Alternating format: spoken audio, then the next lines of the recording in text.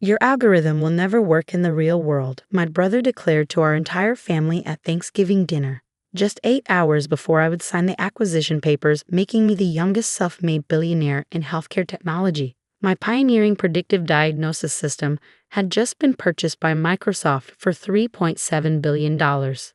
But as far as my family knew, I was still a disappointment who had walked away from medical school to play with computers. I'm Amara Chaudhary, 32 years old, with 2 computer science degrees and an MBA that my traditional Indian American family considers vastly inferior to my brother Vikram's medical credentials. For the past 5 years, I've been building Prevenio, a healthcare AI startup that uses subtle physiological indicators to predict serious medical conditions months before conventional diagnostics. The human body is too complex for algorithms to understand, Vikram continued, gesturing with his fork for emphasis. Real medicine requires years of training and clinical experience, not coding shortcuts. Around our parents' dining table sat the familiar audience for this well-worn lecture. Mom and Dad, beaming with pride at their son, the cardiac surgeon. Vikram's wife, Priya, a pediatrician. My younger sister, Leela, finishing her residency, and my grandmother, who still asked when I would find a nice doctor to marry since I'd abandoned becoming one myself. No one mentioned that Vikram's hospital was facing a malpractice lawsuit for a misdiagnosis that my technology could have prevented. No one knew that major hospitals across 3 continents were already quietly using Prevenio's beta system, with early detection rates that outperform traditional methods by 62%. How is your computer project going? My father asked, clearly trying to include me in the conversation while carefully avoiding any suggestion that it might actually be successful. It's going well, I replied neutrally, taking another bite of my mother's biryani. The confidentiality agreement in my laptop bag prohibited me from discussing the acquisition until the formal announcement tomorrow morning. Just well, Vikram pressed, always ready to underscore my perceived underachievement. Still working out of that incubator space downtown? How many employees do you have now? 5, 6. We've expanded a bit, I said, thinking of our sleek headquarters with its staff of 87 engineers, data scientists, and medical researchers. The building Vikram had never bothered to visit despite my invitations. You know, my mother interjected with familiar concern, Dr. Gupta's son has an opening at his healthcare management firm. Very stable, good benefits. I smiled politely. Thanks, Mom, but I'm committed to Prevenio. Committed to what exactly? Vikram challenged. Your algorithm looks at what? Heart rate, blood pressure, skin temperature. These are rudimentary indicators that tell us almost nothing definitive without proper medical context. You're selling false hope to patients and investors.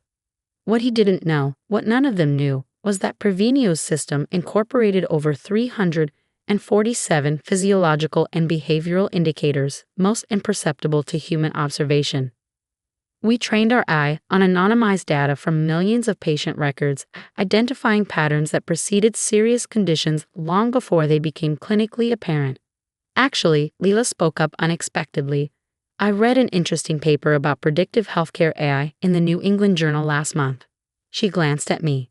Is that the kind of thing you're working on, Amara? Before I could answer, Vikram interrupted. Those systems are toys, barely past the research stage.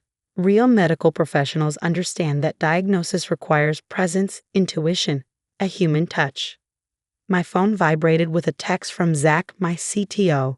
Final acquisition papers ready for your signature. Legal says everything looks perfect. Would you excuse me?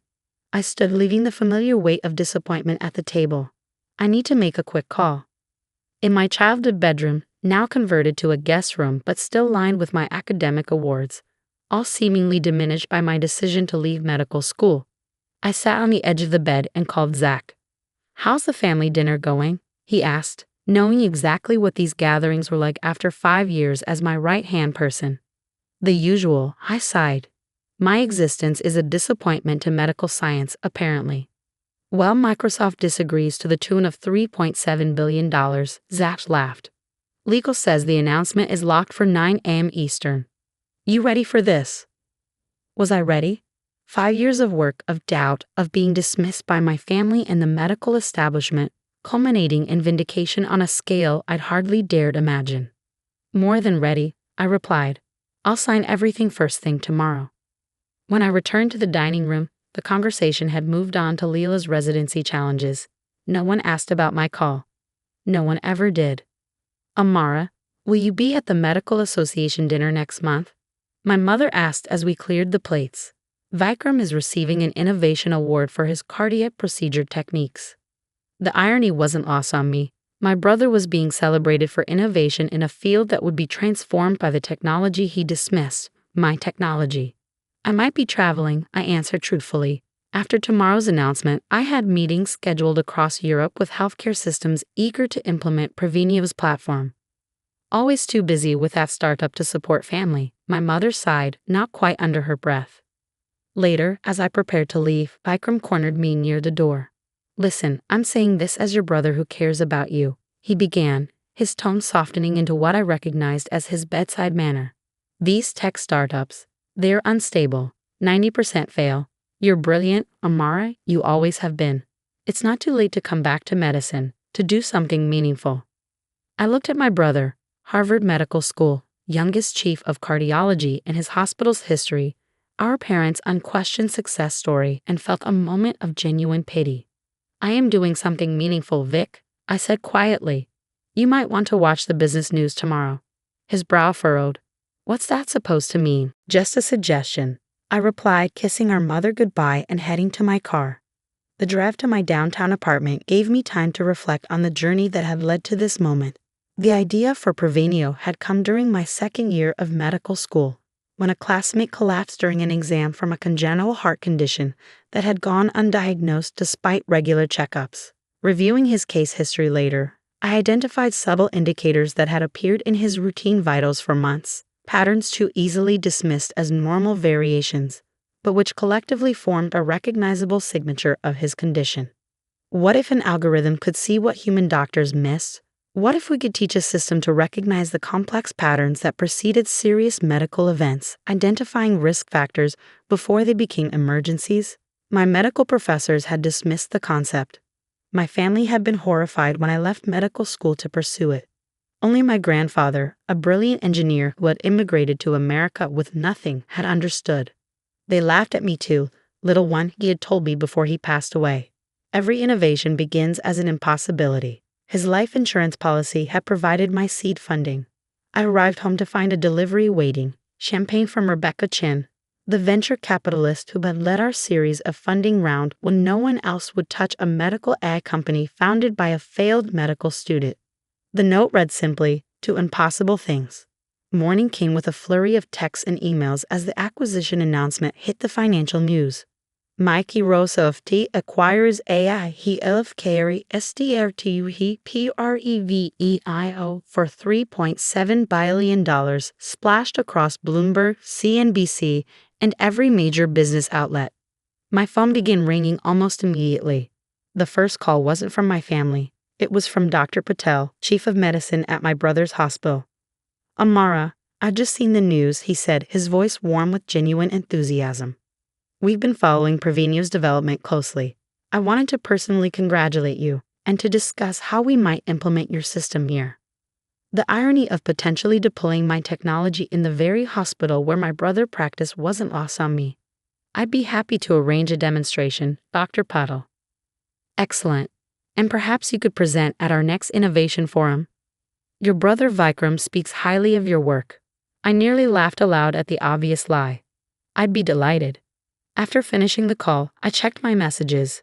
There were congratulations from colleagues, from investors, from former professors who had once questioned my decision.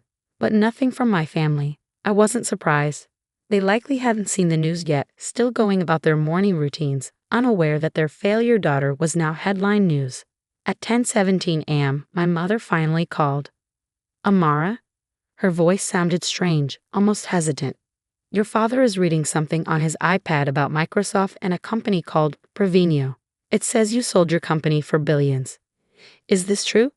Yes, Mom. The announcement went out this morning. Silence then. Billions? With a bear? $3.7 billion to be exact. Another long pause. But why didn't you tell us? I tried, Mom. For 5 years, I tried to explain what I was building. No one wanted to hear it. In the background, I could hear my father asking questions, my mother's muffled responses. Then my father came on the line. Bida, this is extraordinary, he said, using his childhood nickname for me. We had no idea your work was so significant. I know, Dad. We're very proud of you, he added, his voice catching slightly. Were they proud, or just shocked? Did it matter? Thank you, I said. I have meetings all day, but maybe we can have dinner later this week. After finishing the call, I sat looking at my phone, expecting to hear from Vikram. Nothing came. The day passed in a blur of congratulatory calls, media inquiries, and meetings with the Microsoft integration team. By evening, I was mentally exhausted but too wired to sleep. I drove to Prevenio's headquarters, wanting to be in the space where we had built something that would change healthcare forever. Our lobby displayed a wall of testimonials, stories from early access patients whose conditions had been identified by our system months before traditional diagnostics would have caught them.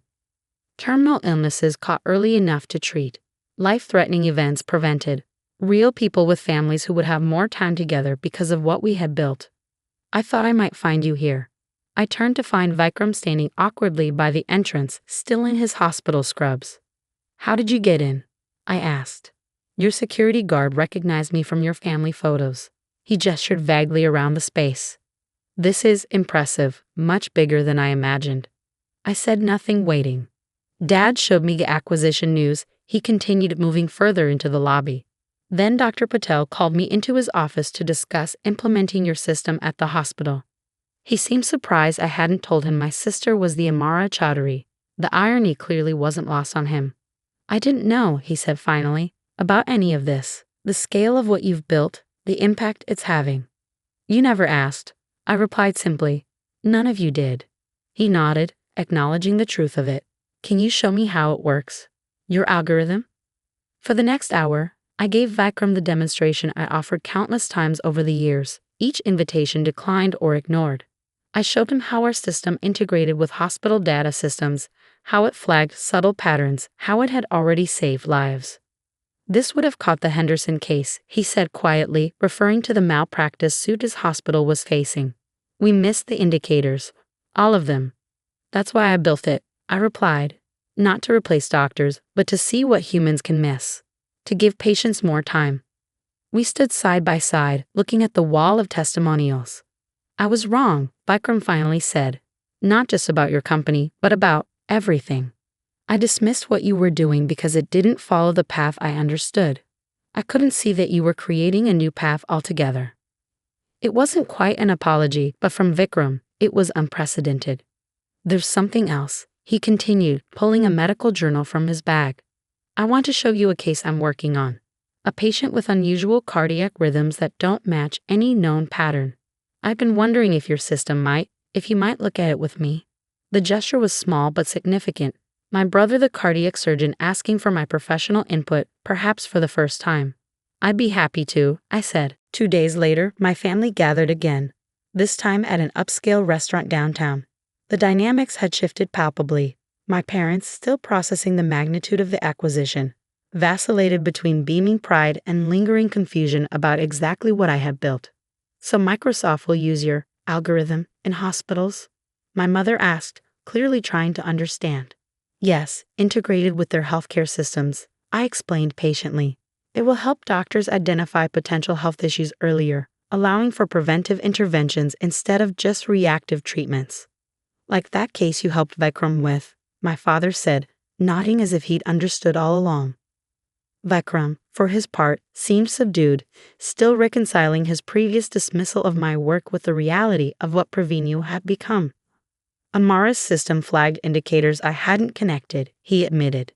We're starting treatment protocols months earlier than we would have otherwise.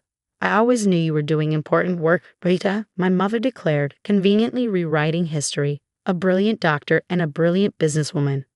I never finished medical school, Mom, I reminded her gently. Details, she waved dismissively. Now about the Medical Association dinner next month. You must come. We'll make it a family celebration. Some things wouldn't change overnight. Perhaps they never would. But as dinner concluded and we stepped outside, Vikram pulled me aside. I've been thinking about what you said, About no one ever asking about your work, he began awkwardly. And you're right. We were all so caught up in our prescribed vision of success that we couldn't see you were redefining it. I nodded, acknowledging the truth of his words. I'd like to understand better, he continued. Not just the technology, but your journey. How you saw something none of us could see. For a moment, I was transported back to childhood. Vikram teaching me to ride a bike, helping with science projects. The brother who had once been my biggest champion before medical school became the measuring stick for success. I'd like that, I said. 6 months after the acquisition, I stood on stage at a major medical conference, presenting Prevenio's integration results from hospitals worldwide. In the front row sat my entire family, yes, even my grandmother, who now proudly told her friends that her granddaughter was revolutionizing medicine with computers. The data was irrefutable. Early detection rates improved by 71%. Preventable hospitalizations reduced by 43%. Lives extended, suffering prevented, healthcare resources optimized. As questions came from the audience, including from several doctors who had initially dismissed our approach, I caught Vikram's eye. He gave me a small nod, a gesture that contained both professional respect and personal reconciliation. Success, I had learned, wasn't just about financial exits or professional accolades. It wasn't even about proving doubters wrong. It was about staying true to a vision when no one else could see it, about creating something that genuinely improved people's lives. Later that evening, at a dinner celebrating Prevenio's expanding impact, my father raised his glass. To Amara, he said, his voice thick with emotion, who showed us that there are many paths to healing. I smiled, thinking of my grandfather and what he would make of this moment. Around the table sat my family, still imperfect in their understanding, but trying now in ways they hadn't before. Beside them were members of my team, the people who had believed in Prevenio from the beginning. Two families, so different, yet both essential parts of my journey. To impossible things, I replied, raising my glass to meet theirs, and to those who dare to make them possible.